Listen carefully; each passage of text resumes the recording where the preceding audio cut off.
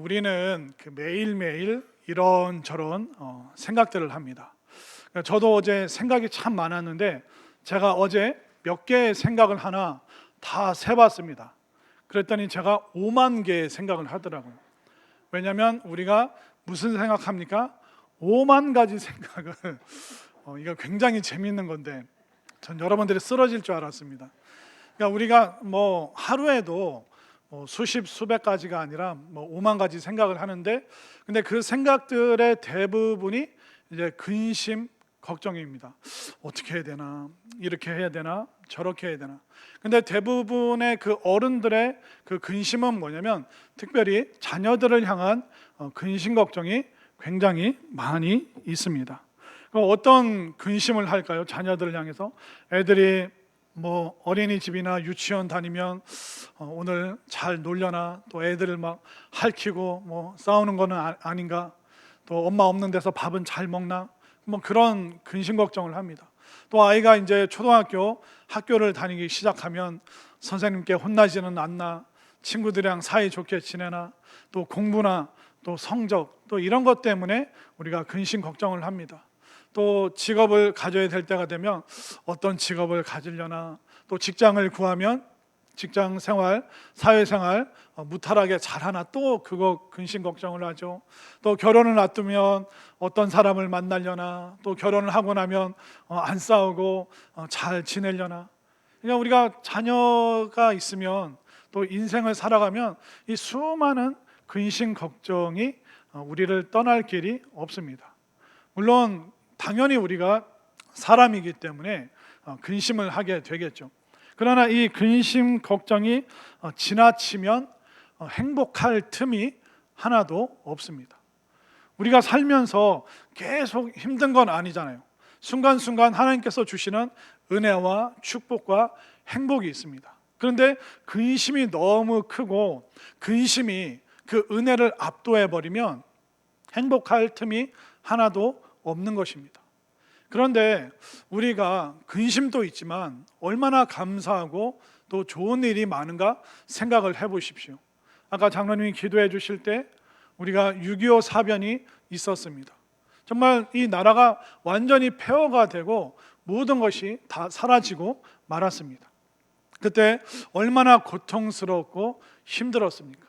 그러다 보니까 60년대, 70년대는 의식주, 입는 거, 먹는 거, 또 어디서 자고 어디서 살아야 되나, 그거 근심 걱정하느라고 정말 어떻게 사는지도 모르고 우리 앞전 세대는 정말 힘들게 살았습니다. 근데 지금은 어떻습니까? 기본적인 의식주에 대한 근심 걱정은 없습니다. 그런데 의식주는 해결되었는데 또 다른 근심 걱정을 끌어안고 사느라고 우리는 그 행복을 누려볼, 또 행복을 만끽해 볼 그 틈조차 하나도 없는 것입니다. 우리가 근심을 하는데요, 지구상에 수많은 동물들, 존재가 있는데 근심 걱정 때문에 위장에 구멍 나는 존재는 사람밖에 없어요. 그 정도로 우리가 근심 걱정을 우리 몸속에, 마음속에 매달고 살고 있습니다. 물론 근심이 안 좋은 거죠. 또 이게 백해무익하다는 것을 알 수 있습니다. 그런데 본능적으로 그게 들어오는데 어떻게 해야 됩니까? 그렇게 고민하시는 분이 계시다면 오늘 말씀을 통해서 우리가 좋지 않은, 우리를 불행하게 만드는 근심은 우리가 잠시 내려놓고 하나님께서 주시는 건강한 또 행복한 근심을 다시 한번 깨달아서 근심을 뛰어넘어서 하나님의 은혜로 새롭게 출발할 수 있는 우리 모두가 될 수 있기를 소망합니다. 자, 오늘 본문 말씀에 보면 사도 바울도 근심을 합니다. 후회를 합니다. 왜 근심하고 후회하는지 한번 볼까요? 자, 오늘 본문 8절 말씀 우리 함께 읽겠습니다. 시작. 그러므로 내가 편지로 너희를 근심하게 한 것을 후회하였으나 지금은 후회하지 아니함은 그 편지가 너희로 잠시만 근심하게 한 줄을 알미라. 아멘. 자, 여기 보면 사도 바울이 편지로 고린도 교회 교인들을 근심하게 했습니다. 또 그들을 마음 힘들게 한 후에 사도 바울이 후회했는데 그런데 시간이 지나서 후회하지 않는다라고 말을 했습니다. 자, 사도 바울이 이 고린도 교회 교인들에게 어떤 편지를 보냈을까요? 지금 고린도 후서를 쓰잖아요. 그 전에 보낸 편지는 무슨 편지일까요? 고린도? 예, 이게 신앙생활입니다. 신앙생활이 어렵지가 않아요. 고린도 후서 전에 보낸 게 고린도 전서예요. 그런데 그 편지를 보내고 나서 후회했고 근심했다고 말합니다.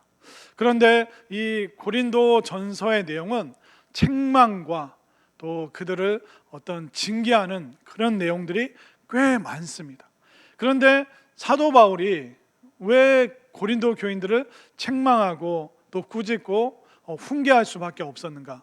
사실 사도 바울이 고린도 지역에서 1년 6개월 동안 복음을 전하고 교회를 세우고 사람들을 하나님의 말씀으로 가르쳤습니다. 그리고 그 후에 에베소 지역으로 이제 옮겨서 전도하고 복음을 전하는데 이상한 소식이 들려오는 거예요. 고린도 교회 안에 사이비 이단이 침투하고 그리고 유대 율법주의자들이 들어왔다는 소식을 접했습니다. 그런데 그들이 교회에 가만히 들어와서 어떤 일을 했냐면 사도 바울의 그 권위를 깎아내리기 시작했습니다. 어떤 사이비 이단은 야, 나는 하나님으로부터 특별한 황홀한 체험을 했다. 신앙은 이 황홀한 신비적인 이 기적이 전부다. 그러면서 고린도 교회 교인들의 마음을 막 흔들어 놨습니다. 또 유대교에서 들어온 어떤 사람들은 야, 사도 바울은 사도가 아니다. 그는 진짜 눈으로 예수님을 직접 본 적이 없는 사람이다. 그러니까 그의 가르침과 그의 삶은 다 잘못된 거야. 그러니까 우리 유대교의 가르침을 봐도 사도 바울이 영적으로 낳은 자식들, 영적 자녀인 고린도 교회 교인들이 완전히 흔들려 버렸습니다. 그러니까 그 안타까운 심정으로 또 이단 사이비와 그 잘못된 율법주의자들을 향해서 그가 준엄한 징계의 또 심판의 이야기를 고린도 전서에서 쭉 써내려 갔습니다. 여러분들 분명히 아셔야 될 게 뭐냐면 기독교 신앙의 핵심은 특별한 체험이 아닙니다. 물론 저도 어떤 몸이 치유받는 그런 치유의 경험을 경험한 적도 있고 또 사역을 하면서 귀신이 떠나가는 것도 보고 어떤 분이 기도 중에 입신 탁 기절해서 완전히 그분이 예언 속에서 막 천국에 대해서 우리의 삶에 대해서 예언하는 것도 제가 많이 보고 들었습니다. 그런데 기독교 신앙의 본질은 특별한 체험과 신비주의가 아닙니다. 우리가 막 이렇게 공중에 붕 떠서 다니는 게 진짜 신앙의 본질이 아닙니다. 기독교 신앙의 핵심은 뭐냐면 일상 속에 주어진 이 하나님의 은혜와 은총을 발견하고 또 내 매일의 삶 속에서 하나님의 뜻을 받아들이며 살아가는 것, 이게 바로 기독교 신앙의 본질임을 여러분들 분명히 깨달으시기를 바랍니다. 그렇기 때문에 이 본질은, 이 복음은 뒤로 제쳐놓고 고린도 교인들이 누가 더 신비한 체험을 했느냐, 누가 더 많은 은사를 가지고 있느냐, 누가 더 영적인 그런 놀라운 권위를 갖고 있느냐, 이상한 거 가지고 고린도 교인들이 시합을 하기 시작하니까 거기에 대해서 멈추게 해야 되고 잘못된 율법주의에 빠져 있었기 때문에 그들에게 엄청난 책망의 말들을 고린도 전서에서 썼던 것입니다. 그렇기 때문에 쓰고 나서 잠시 후회했지만 오히려 그 편지를 받고 사람들이 돌이키고 변화되고 다시 깨끗해지는 경험을 하게 되니까 내가 처음에는 근심했지만 후회했지만 이제 더 이상 후회하지 않는다라고 사도 바울이 기록하고 있습니다.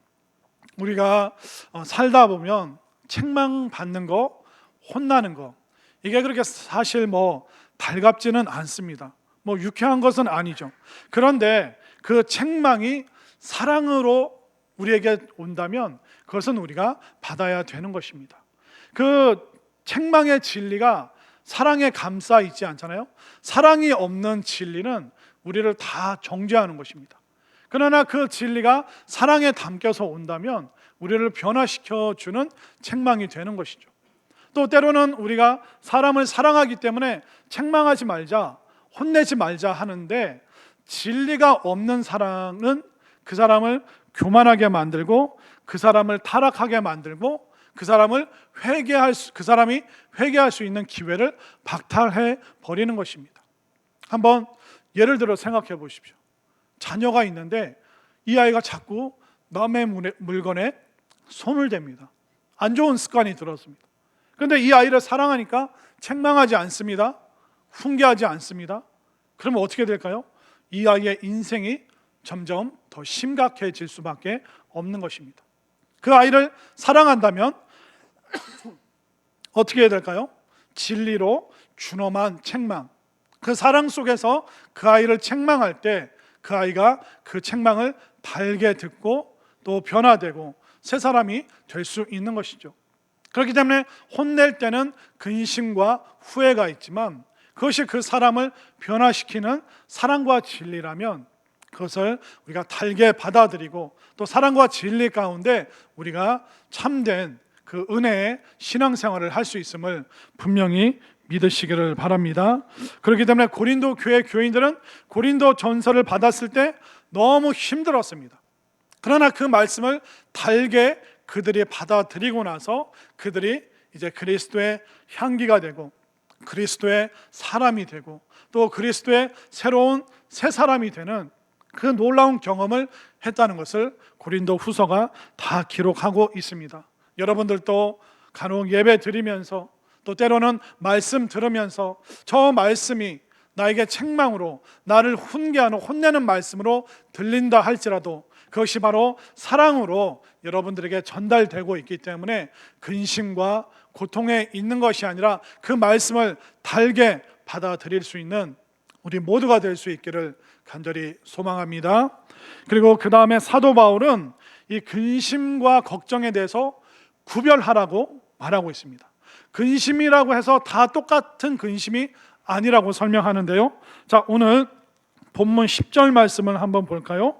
자, 10절 말씀 다 함께 읽습니다. 시작. 하나님의 뜻대로 하는 근심은 후회할 것이 없는 구원에 이르게 하는 회개를 이루는 것이요 세상 근심은 사망을 이루는 것이니라. 아멘. 자, 두 종류의 근심이 있죠. 세상 근심은 우리를 사망, 절망하게 하고 낭망하게 한다고 말하고 있습니다. 그런데 하나님께서 주시는 근심은 우리를 구원하고 회개에 이르게 만든다라고 지금 설명하고 있습니다. 그렇기 때문에 여러분들이 근심 걱정이 막 떠오르잖아요. 그럼 여러분들이 구별할 줄 알아야 됩니다. 이걸 잘 구별을 하셔야 돼요. 과일 농사를 짓는 농부분들이 가을에 과일을 수확을 하면 그거 다 그대로 파나요? 아니면 무슨 작업을 거치나요? 선별 작업을 거치잖아요. 과일이 있으면 탐스럽고 상품성이 있는 것은 따로 모아둡니다. 그런데 상처 있고 썩었고 곪은 것은 따로 선별을 합니다. 정확하게 구별을 하죠. 또 물고기, 생선 잡는 분들도 그 생선을 선별을 합니다. 그런데 사도 바울은 우리의 생각과 우리 마음에 근심이 들어오는데 이 생각과 근심도 구별하고 선별해야 된다. 잘못된 썩은 근심, 세상적인 근심을 자꾸 우리가 품다 보면 그것이 우리를 죽게 만든다. 우리의 인생과 인격과 신앙을 죽게 만든다. 그러나 이 근심이 만약 하나님으로부터 온 근심이라면 이 근심의 결론은 우리를 구원시키고 회개시키고 변화시키기 때문에 이 근심을 선별하여서 하나님의 근심을 붙잡으라. 그렇게 사도 바울이 지금 권면하고 있는 것입니다. 우리 한국 사람들을 생각해 보십시오. 우리 한국 사람들의 근심의 결론이 뭔지 아세요? 제가 가만히 살펴보니까 우리 한국 사람들의 대다수의 근심의 결론은 직업이에요. 직업. 여러분들 뭐 학교 다닐 때 또 아니면 자녀를 키우다 보면 아이들이 학교에서 꿈에 대해서 적거나 또 뭐 직업 체험 이런 거를 또 학교에서 또 친구들과 함께 가는 것을 여러분들이 잘 알고 계실 겁니다. 그런데 한 중학교 2학년 때였나? 저희 아들이 오늘날 이제 학교 갔다 와서 얘기를 하는데 학교에서 자꾸 꿈을 적으라고 그래서 그러니까 뭐 아이들이 무슨 어디 직업을 뭐 가져본 적이 있겠습니까? 뭘 체험을 해본 적이 있겠습니까? 그러니까 중학교 2학년 아들이 자꾸 선생님이 꿈을 적으라고 그래서 그 꿈이 직업이더라고. 그래서 뭐 적은지 아세요? 제가 물어봤어요. 그 아들 뭐 꿈 직업 적으라서 뭐 적었어? 그래서 아빠 내가 그냥 목사라고 적었어. 제가 너무 감동해가지고 야 너 하나님의 부르심이 있어? 그랬더니 퉁명스럽게 아니 그게 아니라 내가 지금까지 가까이서 본 직업은 목사밖에 없단 말이야. 그래서 제가 그래 아들아 네가 앞으로 더 많은 직업을 체험하고 보게 될 거야. 그러니까 보십시오. 학교에서 꿈을 적으라는데 그 꿈이 뭘로 결론 지어집니까? 직업으로 결론이 지어집니다. 여러분들도 아이들이 공부 안 하면 뭐라고 그럽니까? 야, 너 공부 안 하면 뜨거울 때 밖에서 일하고 추울 때도 밖에서 일하는 거야. 막 그러면서 아이들은 막 닥달을 합니다. 그러니까 이 공부하는 목적도 직업입니다. 그렇지 않습니까? 그리고 여러분들 뭐 아들이나 딸이 뭐 며느리감이나 사위감을 데려온다고 그래요. 뭐 다음 주에. 그러면 대뜸 뭐부터 물어봐요? 그 아이의 취미는 뭐니? 어떤 음식을 좋아하니? 뭐 소망은 뭐니? 이런 거 물어보나요? 그렇게 너무 솔직하게 대답하시면 대부분 그 사위감이나 며느리감 데려온다고 그러면 뭐해? 직업이 뭐야? 어떤 직장 다녀? 우리는 사람을 만날 때도 그 사람을 직업으로 평가합니다. 아이들이 공부하는 목적도 직업입니다. 집에서나 학교에서나 꿈에 대해서 얘기하는데 그 꿈도 직업으로 자꾸 결론이 나고 맙니다.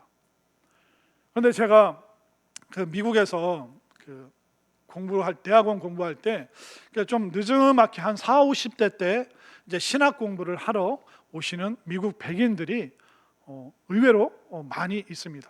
인생에 대해서 다시 한번 돌아보고 하나님이 누구신지 배우고 싶어서 신학 대학원을 오시는 분들이 있어요. 그러면 그 백인분들과 이제 수업 중간중간 쉴 때 이런저런 얘기를 하는데 자녀들 얘기하죠. 뭐 저는 이제 막 아이들이 태어났습니다. 그런데 이분 백인 남자분의 자녀들은 이제 중학생, 고등학생이요. 그럼 물어보죠.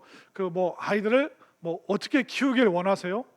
그래서 저는 그 백인 남자 신학생이 이 아이를 기도해서 하버드나 예일을 보내서 좋은 직업을 가져서 하나님께 영광 돌리게 하는 그런 사람으로 만들고 싶어요라고 우리가 알고 있는 한국 기독교식의 전형적인 답변을 할 줄 알았는데 제가 물어본 거에 대한 답, 당신의 자녀를 어떻게 키우길 원하십니까? 했더니 본인의 아이가 미소를 잃지 않는 아이, 고난과 어려움이 와도 넉넉히 웃으며 이길 수 있는 아이, 특별히 아이가 유머 감각이 많았으면 좋겠습니다. 제가 한두 명이 아니라 그 나이 때 40, 50대 백인 남자분들에게 물어봤는데 한결같이 그분들의 대답이 뭐냐면 아이들이 고난에 넘어지지 않고 미소를 잃지 않고 유머 감각을 가지는 것, 이게 아이들을 향한 기도의 제목이고 꿈입니다. 제가 그때 깨달았어요. 우리가 아직 기독교 교육이 대한민국이 아직 가야 될 길이 멀구나. 우리가 목표로 해야 될 그 방향이 아직 저 한참 앞으로 남아있구나. 그 기독교 배경과 그 신앙 속에 있는 그 사회인들, 그 그리스도인들이 갖고 있는 그 꿈은 뭐냐면 직업으로 귀결되는 것이 아니라 그 아이의 존재가 하나님과 인생 앞에서 웃을 수 있는 유머 감각이 풍성한 아이가 되는 것, 이것이 우리 가정의 꿈입니다. 이 결론이 얼마나 놀랍습니까? 그러나 많은 한국인들 또 한국의 그리스도인들의 그 근심의 결론은 직업으로, 그 직업으로 인하여 소망을 갖기도 하고 그 직업 때문에 절망하기도 하고, 그러나 직업이 우리 인생 전부를 다 말할 수 있는 것은 아닙니다. 그러나 우리의 근심이 얼마나 세상적이고 우리의 근심이 얼마나 좁은가 대번에 우리가 알 수가 있는 것이죠. 세상 근심은 부작용이 많습니다. 어떤 부작용을 가져올까요? 우리를 사람들과 비교하면서, 자녀들을 다른 아이들과 비교하면서 스스로 불행한 감옥으로 우리를 밀어넣습니다. 또 이 세상적인 근심은 두려움과 공포로 우리의 삶을 질식하게 만듭니다. 세상 근심은 밤잠 못 자게 하고 입맛 사라지게 하는 것입니다. 세상 근심은 좌절시키고 절망시키고 하나님을 잃어버리고 신앙을 약화시키는 것입니다. 부정적인 생각이 들고 기도의 문이 막히고 원망과 불평이 가득하고 꿈을 상실하는 것이 바로 세상 근심 걱정이라는 것입니다. 사도 바울이 뭐라고 말하니까 세상 근심은 사망케 한다. 우리의 인격과 우리의 신앙과 우리의 자녀와 우리의 삶을 죽이는 것이다. 그렇기 때문에 여러분들이 이 부작용 많은, 이 탈 많은 세상 근심 걱정, 이 시간 여러분들이 내려놓을 수 있게 되기를 바랍니다. 그럼 우리가 가져야 될 근심이 뭡니까? 하나님이 주시는 근심이라고 말하고 있습니다. 자, 하나님이 주시는 근심은 뭐죠? 자, 10절 말씀을 다시 한번 읽겠습니다. 시작. 하나님의 뜻대로 하는 근심은 후회할 것이 없는 구원에 이르게 하는 회개를 이루는 것이요. 아멘. 자, 하나님의 뜻대로 하는 근심은 구원과 연결된대요. 그렇기 때문에 여러분들이 우리가 무엇을 근심해야 되는가? 지금부터는 우리가 우리의 자녀들을 어떻게 하면 온전한 구원의 자리로 인도할까? 우리 아이가 어릴 때는 교회 열심히 다니고 신앙생활 잘 했는데 대학 들어가고 나서 군대 갔다 오더니 직장 가지고 또 시집 장가 가더니 목사님 지금 교회를 안 다니고 신앙을 쉬고 있습니다. 그러면 우리가 거기에 대해서는 근심 걱정을 해야 돼요. 이 아이들을 어떻게 하면 다시 교회로 인도할 수 있을까? 교회 올 때마다 1,000원씩 2,000원, 1,000원은 너무 적은가요? 우리 자녀들이 교회 오면 용돈을 줘야 되는가? 무엇을 해야 되는가? 그러니까 우리 자녀들을 신앙의 길로 인도하기 위해서 하는 근심은 이건 하나님께서 주시는 근심인 줄 믿으시길 바랍니다. 여러분들이 사회생활하고 직장 동료들 만날 때, 이웃 주민들 만날 때 어떻게 하면 저분을 교회로 인도할 수 있을까? 무슨 이야기를 꺼내서 저분과 신앙에 대한 이야기, 인생에 대한 이야기를 나눌 수 있을까? 어떤 접촉점이 있을까? 이것은 하나님이 주시는 근심인 줄 믿으시길 바랍니다. 또 우리가 어떤 근심을 해야 될까요? 어떻게 하면 교회 부흥을 위해서 내가 헌신하고 애쓸 수 있을까? 어떻게 하면 작은 교회에서 목회하는 목사님들을 도울 수 있고 또 세계 선교지, 선교사님들을 어떻게 내가 후원할 수 있을까?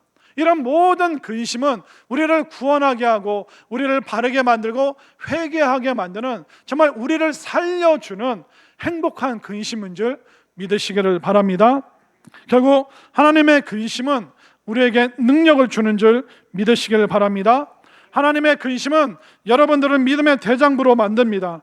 하나님의 근심은 사명을 발견할 수 있도록 도와줍니다. 하나님의 근심은 기적과 축복을 불러올 것입니다. 하나님의 근심은 여러분들을 기도의 사람으로 만들어 줄 것입니다. 하나님의 근심은 여러분들을 모든 고통과 시련을 극복할 수 있는 능력을 베풀어 주는 줄 믿으시기를 바랍니다. 그렇기 때문에 이 사도 바울은 이 간절한 마음, 하나님이 주시는 이 건강하고 행복한 근심이 고린도 교회 교인들을 어디로 인도했는지 우리에게 설명해 주고 있습니다. 자, 오늘 본문 11절 말씀을 한번 볼까요? 자, 11절 좀 길긴 하지만 함께 읽겠습니다. 시작. 보라, 하나님의 뜻대로 하게 된 이 근심이 너희로 얼마나 간절하게 하며 얼마나 변증하게 하며 얼마나 분하게 하며 얼마나 두렵게 하며 얼마나 사모하게 하며 얼마나 열심히 있게 하며 얼마나 벌하게 하였는가. 너희가 그 일에 대하여 일체 너희 자신의 깨끗함을 나타내었느니라. 아멘. 사도 바울이 지금 뭐라고 얘기하고 있습니까? 하나님의 뜻대로 하는 그 근심이 여러분들에게 어떤 열매를 맺게 만들었습니까? 자, 11절 말씀을 화면으로 계속 좀 띄워 주십시오. 자, 간절하게 하며, 이 간절의 원어가 뭐냐면 진실을 재촉하다, 진리를 재촉하다는 뜻입니다. 하나님께서 주시는 그 근심을 품었더니 간절하게 진리를 쫓아가는, 말씀을 배우고 싶다, 성경 공부하고 싶다, 그 마음으로 우리를 재촉하게 만들어 주었다. 또 하나님의 근심은 우리를 변증하게 하였다. 이 당시에 초대교회 교인들은 세상 사람들로부터 손가락질을 받았습니다. 교회 다니는 사람들은 거짓말장이야, 보이지 않는 천국이 있다고, 하나님의 음성을 들었다고, 하나님의 뜻을 깨달았다고, 보이지 않는 하나님과 천국이 어떻게 실지 않았냐, 교회 다니는 사람은 다 거짓말장이야, 그런 놀림을 받았는데 거기에 대해서 변증을 하는 거예요. 뭐냐면 바로 깨끗한 삶을 통해서 정말 교인들을 보니까 천국이 있구나, 그리스도인들을 보니까 하나님 진짜 계시는구나, 삶으로 하나님이 주시는 그 근심, 어떻게 하면 우리가 거짓말장이라는 이 말을 탈피할까, 그 근심이 가져온 변증은 바로 깨끗함으로 입증하는 삶이었습니다. 그리고 얼마나 분하게 하는가, 뭐에 분노하냐면 죄에 대해서 분노하는 거예요. 왜 나는 이렇게 어리석을까? 왜 나는 이렇게 유혹에 넘어질까? 왜 나는 똑같은 말로 인해서 또 좌절하는가? 계속 하나님이 주시는 그 근심으로 인해서 분노하는 거예요. 왜 나는 미혹과 유혹에 빠지는가? 자신의 그 죄에 대해서 분노하는 마음이 생기는 거죠. 또 두렵게 하는가? 죄 짓는 것에 대한 두려움, 죄의 결과에 대한 두려움. 그러니까 안 좋은 거에 손대려고 했다가도 하나님이 두렵게 해주시는 그 근심으로 말미암아 그들이 죄를 피할 수 있었다 말하고 있습니다. 또 얼마나 사모하게 하는가? 이 사모함은 뭐냐면 은혜를 갈망하다. 정말 이 죄를 피하기 위해서는 하나님의 은혜가 있어야 되는구나, 내가 하나님의 은혜를 받기 위해서 어떻게 해야 될까? 예배의 자리에 가고, 기도의 자리에 가고, 말씀의 자리에 가야 되는구나. 여러분들은 멍하니 계신데 고린도 교인들은 아멘 했을 줄로 믿습니다. 사람들이 그 은혜를 갈망하는데 예배의 자리에 가야 되는구나, 기도의 자리에 가야 되는구나, 말씀의 자리에 머물러야 되는구나. 얼마나 좋습니까? 그 은혜를 갈망. 정말 내가 지금 직장일이 바쁜데 저녁 성경 공부 반을 갈 수 있을까? 근심이 들어오죠. 아니 7시에 가려면 내가 저녁을 못 먹어야 되는데, 그래 뭐 한 끼 먹는다고 굶어 죽겠는가? 이게 하나님이 주시는 근심이잖아요. 내가 어떻게 하면 성경 공부의 자리에 있을 수 있을까? 내가 어떻게 하면 그런 유혹들을 뿌리치고 예배 드릴 수 있고 주일 성수할 수 있을까? 하나님이 주시는 이 건강한 근심이 우리로 하여금 은혜를 갈망하게 만든다. 그리고 또 열심을 내도록 만든다고 말하고 있죠. 열심은 뭐냐면 교회를 새롭게 하고, 교회를 위해 헌신하고 봉사하고. 아마 어제 구여전도에도 근심이 많았을 거예요. 토요일날 애들 데리고 어디 놀러 가야 되는데, 무슨 체험 학습, 직업 체험하러 가야 되는데, 여러 가지 수많은 근심 걱정이 있었겠죠.